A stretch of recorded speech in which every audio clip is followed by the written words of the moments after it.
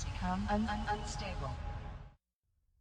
This whole system is deeply flawed, and that's why I talk a lot about free markets and property rights, Austrian economics, and getting rid of the Fed. All these things are now up for grabs. A lot of people, especially the young people, are looking at this.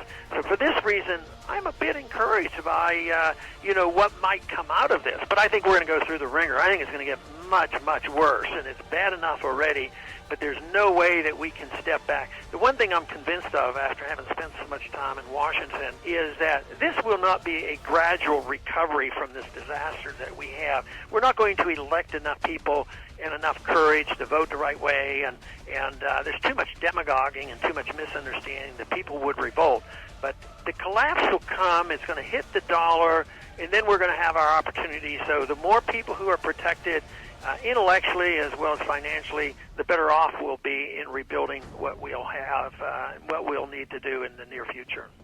Buckle your seatbelt. It's time for another episode of the Prepper Recon Podcast. I've personally been buying gold and silver from JM Bullion for over 2 years. They offer the best prices over spot that I can find, and I've never had a problem with an order. If you're looking to trade in some of your fiat paper for real money, check out jmbullion.com today. Our individual first aid kits are now on sale. They're MOLLE-compatible pouches in Coyote, ACU, OD, or Black. They're equipped with an Israeli battle dressing, quick clot, TK4 tourniquet, suture kit, and lots of extras. It's perfect for your car, bug-out bag, or home first aid kit. Go to the PrepperRecon.com homepage and click on the IFAC store tab at the top of the page. They're on sale for $89, and that includes shipping. This kit could save your life. Today's guest is the creator of survivalblog.com and the author of the Patriots book series, James Wesley Rawles. Jim, welcome back on the show. Thanks for having me on, Mark. Oh, absolutely. It's always a pleasure to have you on. Now, when we get events like the Ebola outbreak, we often see a new group of people become interested in preparedness. And it can be very overwhelming when a person first wakes up and sees the need to get prepared. Where should those folks start? Well, I don't want to sound biased, but I do have a web page, a subpage on my own website at my survival blog site that's titled Getting Started. And if people go to survivalblog.com and then look in the left-hand bar, there is a series of text links to static pages. And there's one titled Getting Started. If they click on that, I have some pretty good suggestions there for people basically to prioritize their preparedness. You're right, it can be really overwhelming for people who are just getting started, who realize just how behind the power curve they are and how much they need to do to provide and prepare for their families. And I hope that webpage does a good job of introducing some people to some of the basics. And then beyond that, I also have a full spreadsheet. It's what I call my list of lists. And that's also included in that left-hand bar at survivalblog.com. People can click on that, and you'll need Excel on your computer to open it, or anything else, any other spreadsheet program that can open a .xls file.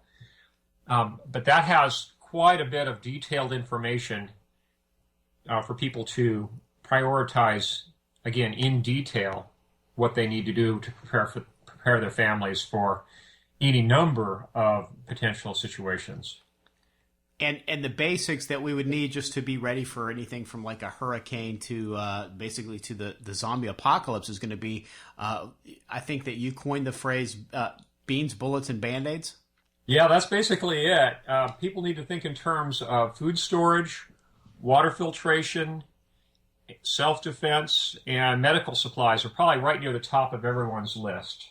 And it's important that people, of course, shepherd their funds. You don't want to go overboard in one area versus another, especially if you have a limited budget or a short period of time to prepare.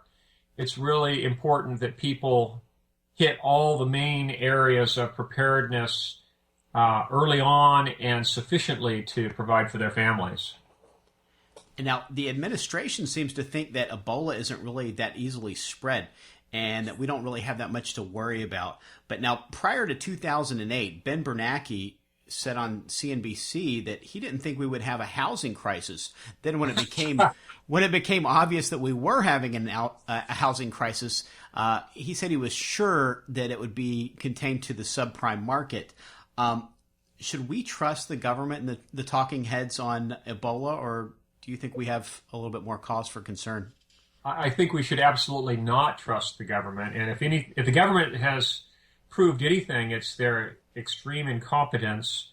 And with agencies like FEMA, their absolute inability to respond. I'm often quoted as saying that FEMA actually stands for foolishly expecting meaningful aid. And I think that's the way we need to keep the government in mind, that they're really not there to help. In fact, FEMA's primary mission is not civilian or civil preparedness. Their primary mission, and it's not very well known, is actually continuity of government. That is their overriding priority above and beyond everything else. So they just have to keep enough voters alive to have a staged election. Well, they just want to make sure that all the heads of state are well protected, and that all of the machinery of government is going to continue chugging along no matter what happens. Some of their plans are kind of ludicrous, and a lot of them date back to the early Cold War days, but don't depend on FEMA to do anything, especially in the event of a widespread disaster. And pandemics definitely fall into that category. FEMA has proved itself over and over again to be unable to even respond to localized emergencies. If something were to happen nationwide or globally, there's just absolutely no way that they'd be able to respond. And folks are going to be in what I refer to as yo-yo time. Yo-yo is an acronym that stands for you're on your own. And that's the way that people need to prepare. They need to have, again, their beans, bullets, and Band-Aids squared away, in depth. It's the deep larder concept, so that you can live independently for an extended period of time. And water filtration is at the absolute top of that list, because no matter what situation you're talking about with disruption, water is paramount, and the need to be able to find open sources of water, transport it, and filter it so it's drinkable has got to be at the top of everyone's priority list. And what do you think are a few common sense ways that people can sort of avoid ever being exposed to Ebola?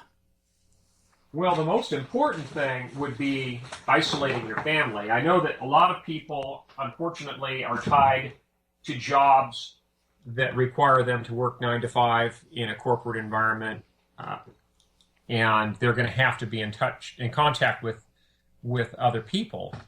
But for any of your listeners that are self-employed or who are retired, for example, they are actually very well situated, unless a virus can be carried on the wind, which very few are. Most of them are spread by bodily fluids or, in some cases, casual contact. And we're not sure exactly where Ebola sits on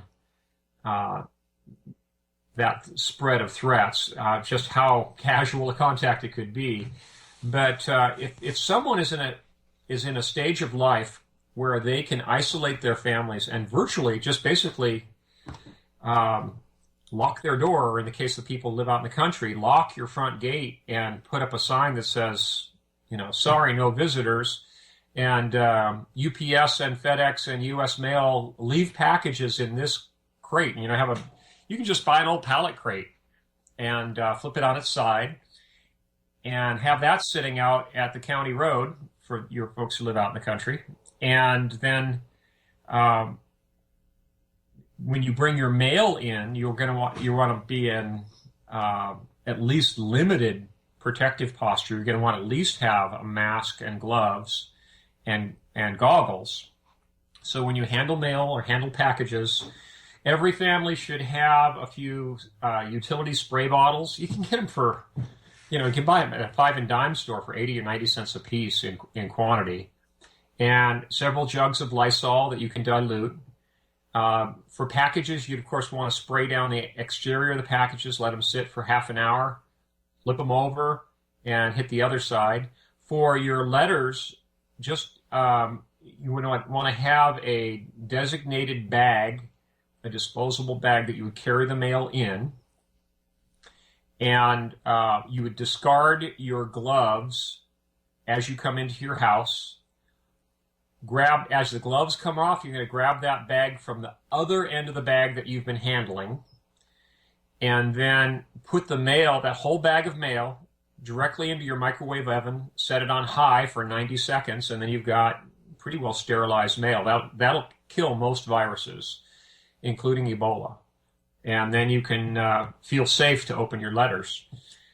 Every family should be ready to do that sort of thing. And the protective posture that you'll need for a virus that has a persistent transmissibility by contact, if the virus is in contact with packages, for example, or packages of groceries or whatever, and it persists. In the case of Ebola, apparently it can live for days on the exterior of something.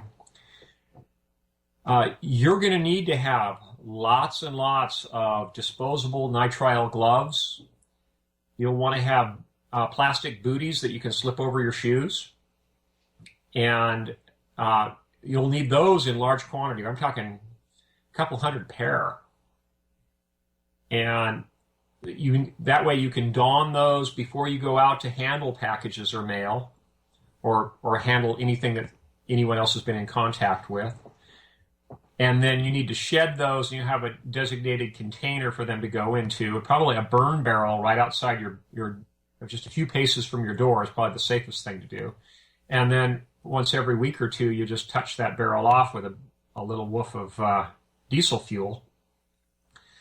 But you want to be able to hunker down, isolate your family, and to get back to our first topic, the people who are just getting started at this, boy, we're talking about a lot of logistics, not just protective gear, but how about a 6 or 8 month or 12-month food supply for your family? That's a lot of volume, a fairly large expense. Not everyone can afford that, and as I mentioned before, not everyone is at a stage of life where they can live independently. But if times get really bad, if a virus, and I'm not talking about just Ebola here, I'm talking about any viral outbreak. If there's a very high lethality rate, people have to kind of weigh the pros and cons.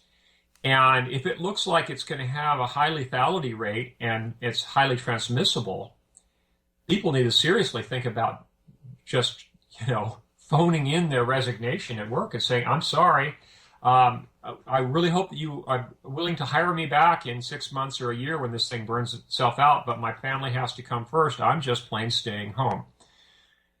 And that, of course, leads to another area of preparedness. That is, people need to be debt-free, and they need to have a cash reserve, and they also should have some ammunition and precious metals available to barter with.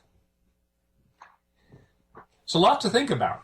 Yeah, and that's a great argument for frugality and maybe couponing and cutting your cable bill and doing some other things and making a savings plan a priority to where maybe you can put back a 3-month or a 6-month emergency savings cushion to where if you had to lose your job, it's a little bit easier to make that decision to call into work and not expose your family to the virus by being out and exposed to it yourself, if you've got that cushion of savings. That's right. So maybe we could say it's beans, bullets, Band-Aids, and budget. Yeah, another B for you. Yeah, it is important that people live debt-free. I often have people write me, and they say, oh, well, Mr. Rawles, if mass inflation is coming like you're predicting, why shouldn't I just max out my credit card to prepare? Well, who's to say how long deflation might continue? It might persist for another 3 or 4 years before we flip over into mass inflation. So, and in a deflationary environment, debt is a very, very bad thing. That's what's going to get you kicked out of your house. So it's really important that people get debt free if they can. And if it means selling your jet ski, selling your 68-inch plasma high-definition television, skipping the cruise, skipping the trip to Europe, selling your Mercedes and buying a beater-looking old car that's in good mechanical condition, selling off your trinkets, I'd say go for it if you can get yourself out of debt. And when people wake up to one potential threat, sometimes they suddenly become aware of a myriad of potential threats to our way of life. One event that repeats throughout history is economic collapse. How likely do you think something like that is? Well, I'd say that while there's just a chance of a viral contagion in our lifetimes, the chances of an economic collapse in our lifetime, I think, are greater than they've been since the 1930s. We are on the precipice of a collapse. In fact, I'm surprised we haven't already seen a collapse. But the administration, with the cooperation of the private banking cartel called the Federal Reserve, have conspired to basically zero interest rates.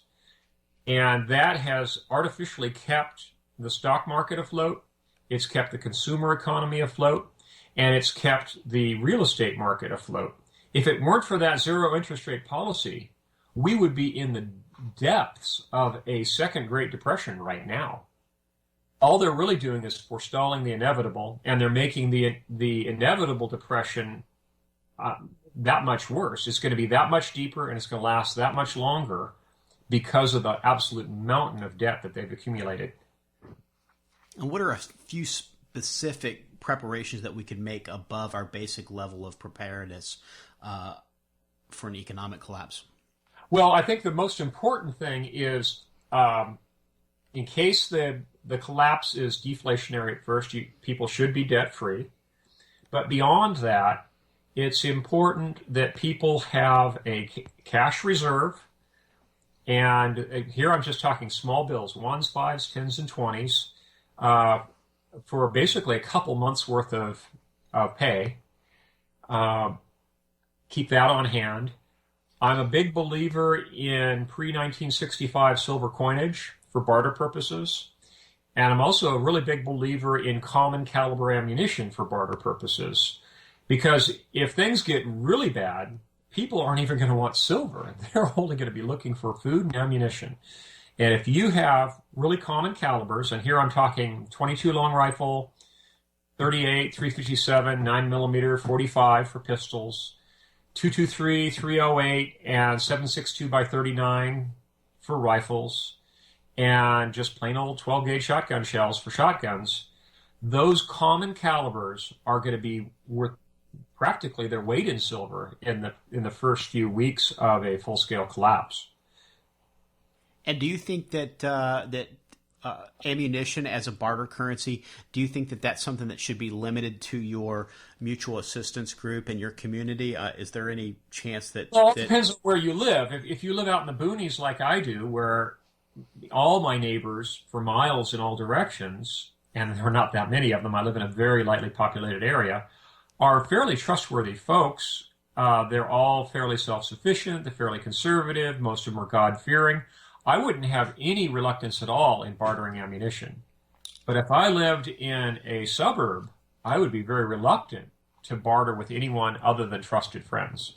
Because you never know, if you're bartering guns and ammunition in a situation like that, if that same gun is going to come back pointed at you someday.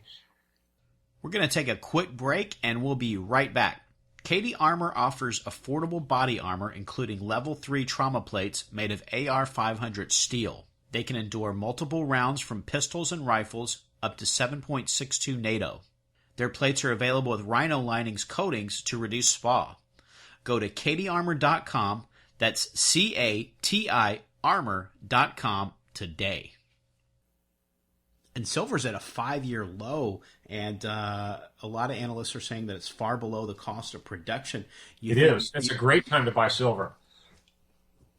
And, yeah, I was to see it dip below $17 an ounce the other day. It's actually, it bounced back this morning, but anywhere below $18, I would consider silver a very strong buy. And again, you for any of your listeners who are newbies, don't buy a silver ETF. You don't want an exchange traded fund. You want the physical metal in your personal possession at home, and you want to have it in small, recognizable, trusted units. You don't want 100-ounce Engelhard bars or even 10-ounce bars, because that's too compact a form of wealth for day-to-day transactions. For day-to-day transactions, if you say you want to buy a can of beans or a loaf of bread or whatever, we're talking more like dimes, silver dimes and silver quarters. And again, all those that were minted in or before 1964, what are commonly called pre-65 coins, are all silver. They're 90% silver with a hardener added to give them more durability for circulation. People recognize those coins, and it's actually the older coins that show some wear that will be the most trusted, because the people who fake coins are usually faking very high-grade numismatic coins, things like Morgan dollars, silver dollars. Dimes and quarters have not been faked that much, and the few that are faked are not, they don't look worn. So a well-worn coin, I think, in a barter situation is actually going to be much more trusted than a brand new shiny coin. Now, do you think that if we did see an Ebola outbreak or some other type of a viral outbreak, do you think that that could be a catalyst for an economic collapse? Oh, absolutely. It's not just preppers who are going to be thinking about staying home from work. It could be a lot of people, depending, again, on the lethality, the transmissibility, and how widespread it gets. My greatest concern would be a full-scale economic collapse, which would be triggered by public utility employees failing to come into work. It takes a certain level of staffing to run a natural gas-fired power plant or a coal-fired plant. It's a lot of people. And for nuclear power plants, the level of staffing is set in concrete by the Nuclear Regulatory Commission, the NRC. If you don't have a certain level of staffing, by law, nuclear power plants have to be scrammed and shut down. So that's worst case for people not showing up to work. But if the wheels of commerce stop, if a certain percentage of the population either is no longer breathing or no longer showing up for work, the big machine could just basically grind to a halt. And if that happens to the point where there's large numbers of refugees leaving the cities, it could be quite bad. And if it gets to the point where public utility employees don't show up and the power grids go down, all bets are off. Then we could, especially if the power grids go down in the fall or winter, we could see massive loss of life in less than a year. We could see a 60 or 70% die-off of the population by some projections. And then another concern that we've had lately, Chase was just breached. We've also seen Home Depot and Target breach this past year. You worked as a military intelligence officer. How concerned is the U.S. government of a cyber attack against the U.S. banking system or critical infrastructure? It's huge, as is a directed energy weapon in a place like Wall Street or the Parade Platz in Zurich or places like that where there's a lot of banking computers. Whether it's a physical attack with EMP or whether it's a cyber attack with a virus, it's a huge threat, and it's one that's actually underrated. And the scary thing to me is to think that they have these development centers in China, in Russia, and even in places like Pakistan, where the governments have hired large groups of hackers, And who knows what they're putting on the shelf in terms of superviruses that could just basically, wipe out the banking infrastructure.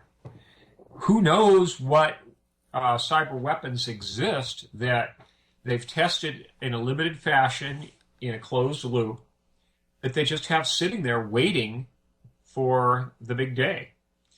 It could be, and that day could be very devastating. Again, you want to have cash on hand because you may wake up some morning and find that if you log on to the internet, if there is an internet, to your bank account, it could show a zero balance, or the website for the bank may not come up at all. But nothing beats having precious metals in your personal possession. And the next thing down the list, of course, would be to have cash on hand. But I don't want to overemphasize cash because the dollar itself in the long term is doomed as a currency unit. I don't think it's going to be around another 10 or 15 years. So you don't want to have too much cash on hand. I'm a big believer in tangibles. And maybe the cash is going to be very effective for maybe that very first stage of an event, maybe the first 3 to 4 days or a week. Right, when people and that's where if it's a limited collapse or a slow slide collapse where the dollar retains its buying power, there you're going to need money so you can pay your bills. And if there's a banking crisis, checks may not be accepted, credit cards may not be accepted. You may need to have cash, and you might actually say there's a economic collapse of some sort. You might have to actually physically visit the local utility office and pay your utility bill in cash, or risk having your power cut off, or your water or your phone service or whatever. So it's important to have cash on hand. Now, our southern border is wide open, and we just had another episode of workplace violence committed in Oklahoma by a follower of the religion of peace. What can we do to prepare for more of their brand of peace? Well, obviously, people need to be well armed and vigilant, especially for people who attend church regularly, or anyone in virtually any work environment in any good-sized city, and maybe even some smaller towns. If you're in an area that has a large Muslim population, you're at risk. And even for folks who live in, Topeka, Kansas, who's to say that there won't be Muslim extremists that pick out a spot on the map and say, okay, we're going to take down this city. It could be individuals like the jihadi in Oklahoma, or it could be a group. I think the recent event in Kenya, where they had a shopping mall that was attacked by a large group of armed men, armed with just battle rifles and grenades. The police were so slow to respond. It was just ridiculous. And they went on a multi-hour killing spree, and a lot of people had tried hiding in stores, and they basically hunted everyone down over the course of hours. So it's important to be armed and vigilant. I'm a big believer in both open carry and concealed carry. And for your listeners who are fortunate enough to live in a permit-less concealed carry state, and here I'm talking about Wyoming, Arizona, Vermont, Alaska, and was it Missouri recently added the list? That's the ideal situation where you can carry concealed without a permit. In some states like Idaho and Montana, you can carry concealed without a permit if you're outside of city limits, but inside a city you need a permit. But in those states and many other Western states, you can carry openly with no permit at all. And if people feel the need, I think that they, should pray about it and then basically forget the social stigma. Just go ahead and carry. And if people ask you about it, consider it a good teaching opportunity. It's what they in the school system they refer to as a teachable moment. That's your chance to educate people about the Second Amendment.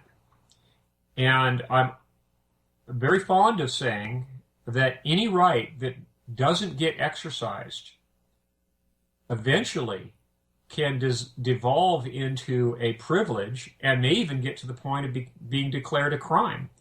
So open carry actually in and of itself, even if there aren't that many specific threats, is a good thing, because we're exercising that right. It's like a muscle that will atrophy if you don't use it. It's use it or lose it. So I'm a big believer in open carry. And you mentioned that you think that an EMP strike, the concerns over that are maybe not taken seriously enough. Our fearless leader may have just reignited the Cold War, and we already had no shortage of folks around the world who dislike us, and a lot of those folks have limited nuclear capabilities. Do you think that it's a bigger threat now than it has been in the past? It is, but for your listeners who are self-sufficient and who live off-grid, the particular threat to someone who's off-grid is not all that great right within your own home. But if you're connected to the grid, basically all of your electronics that are plugged in are probably going to get fried by EMP or by a naturally occurring solar storm. If we have an X-class solar flare and it hits our side of we're facing the sun at the wrong time, the net effect will be about the same. So I do recommend that people be ready for EMP or solar flares. If you have spare radios, you really need to store them in a Faraday enclosure, and something as simple as an ammo can or even just a galvanized trash can with a tight-fitting lid works fine. An ammo can really probably should have some aluminum foil added around the top edge or steel wool to get a good connection between the body of the ammo can and its lid. It has to be one complete enclosure that is connected electrically to itself. So that's the definition of a Faraday cage.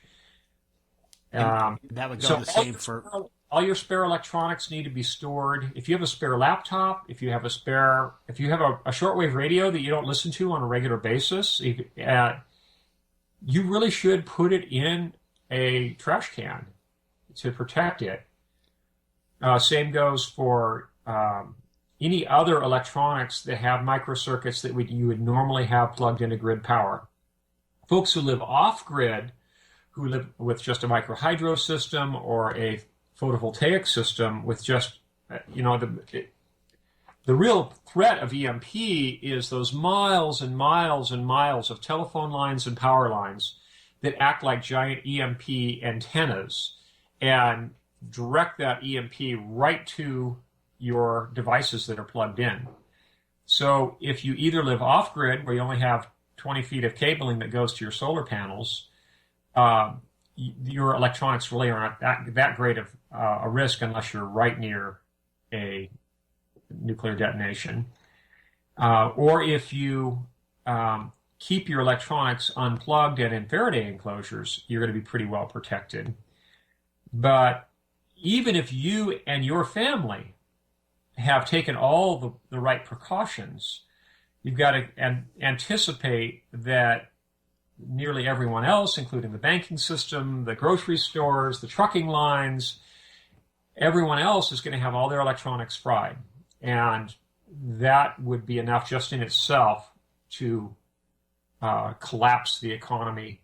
And because of the fragility of our system and our great dependence on grid power, it could be months or years or even decades before the power grid comes back up. That's my biggest fear, really, is any grid collapse that goes on for more than a year. It's very difficult to get things restarted. And we could literally be on the cusp of a second dark age. And do you think that it's a good idea to, if you do have a backup solar photovoltaic system, is that a good idea to not have that in a grid tie-in? Yes, I would recommend that you have a completely grid-independent system, and I know that means giving up, all the lovely tax advantages, but being grid-tied is a threat just in itself. And most grid-tied systems usually don't have batteries, so they really are essentially useless for half of the day. You're going to have no power at all at night if you have a system without batteries. So it's important to have a system that is not grid-tied. Not only are you going to be not beholden to any government agency and their regulations, but it's also going to protect you from both EMP and solar flares. And we talked briefly last time you were on the show about your new book, Liberators. For new listeners, can you tell us briefly about that? Sure. Liberators is part of my Patriot series. It's basically the last book in the series. It's the 5th book. It's the longest book in the series, and it ties together a lot of the characters that were seen in the previous books and introduces some new ones. I chose for this particular book to have most of it set in Western Canada because I wanted to show how people living in the severe northern climate would be able to pull through a disaster of this magnitude. And I also, there's another group of characters who make it all the way from Washington, D.C., by various methods over the course of this disaster all the way to Idaho. And I wanted to show a couple of things with that group of characters. I wanted to show first my sympathy for all the folks who are tied to the D.C. Beltway and who are basically manacled there by golden handcuffs. They're stuck there because they're earning really good money, and either because of family situations or whatever, they basically can't make the break. And I wanted to illustrate how low the percentage chances are for most people in that situation to actually make it to a lightly populated area where they would be safe in the event of a widespread disaster that has a sudden onset. And you also have a new nonfiction book coming out in December, Tools for Survival. Now, that book isn't just about the tools, but it's also about the skills that you need to be able to use those tools. Is that right? That's right. I've often been quoted as saying that owning a gun doesn't make you a shooter any more than owning a surfboard makes you a surfer. There's a learning curve to every tool. Every tool has a learning curve, and a lot of people take for granted that they'll be able to pick up hand tools and suddenly carve out a new existence from the wilderness. They're just dreaming. Unless you really learn how to use your tools and learn a lot of forgotten 19th century skills, you're going to be really hurting. I even know contractors who got their start as building contractors after the advent of battery-powered tools and a wide assortment of corded tools. They don't even really know how to use a handsaw. It's kind of scary watching these people. Here they are, professional contractors, and they don't even know how to saw a straight line with a handsaw. So yeah, there's learning curves on all this stuff. Everything from cooking with a wood stove to growing a garden, working with small livestock, sewing by hand, sewing with a treadle sewing machine, working with hand tools, doing your own welding, your own brazing, your own casting. There's learning curves to all of them, and one area of particular concern is safety. Here we're talking about picking up new skills in an environment where you don't have access to 911 and an ambulance who's going to magically arrive 10 minutes later. We're talking about a situation where there will be no medical care available except your own. And here people are going to be working with fire and sharp instruments, sometimes for the first time. It's not a really good recipe there. It's kind of a recipe for disaster. So people need to come up to speed with all the tools they acquire early on. I do recommend that people get together with guild-type organizations. Like virtually every community will have like a fiber guild to learn how to spin wool and card it, to spin it, to dye it, to weave it, or to felt it. Find out about these organizations. Every community probably has a local chapter or a local club that's affiliated with the Amateur Radio Relay League, the ARRL, where you have ham radio people who have been around for years and years and who can bring you up to speed on all the ins and outs of how to set up an antenna and trim it and to get you on the air with ham radio gear. These are usually older people who are very generous with their time.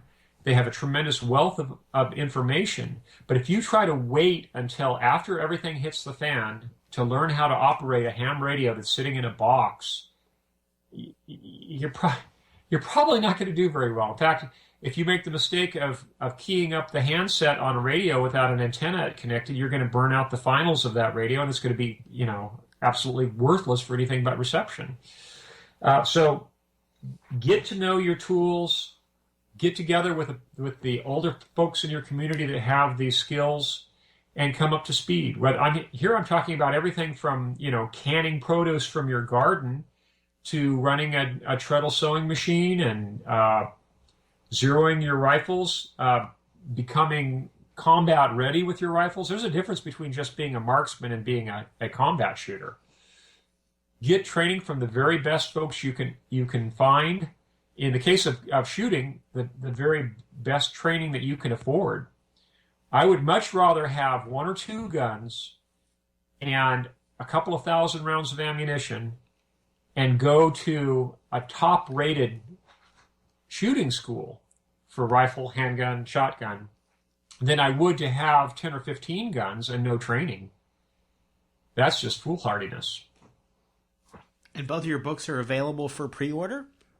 Yes, they are. The Liberators novel comes out on October 21st of 2014, and the date has not been yet set for the Tools for Survival book. It is in the very final editing stages right now. That it's about ready to be sent off to the audiobook narrator, and it looks like it'll be probably coming out in mid-December, but that might actually get pushed back into January of 2015.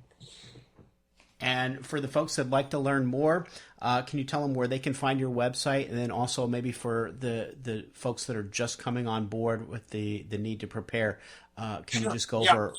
My website is survivalblog.com, written as all one word, survivalblog.com.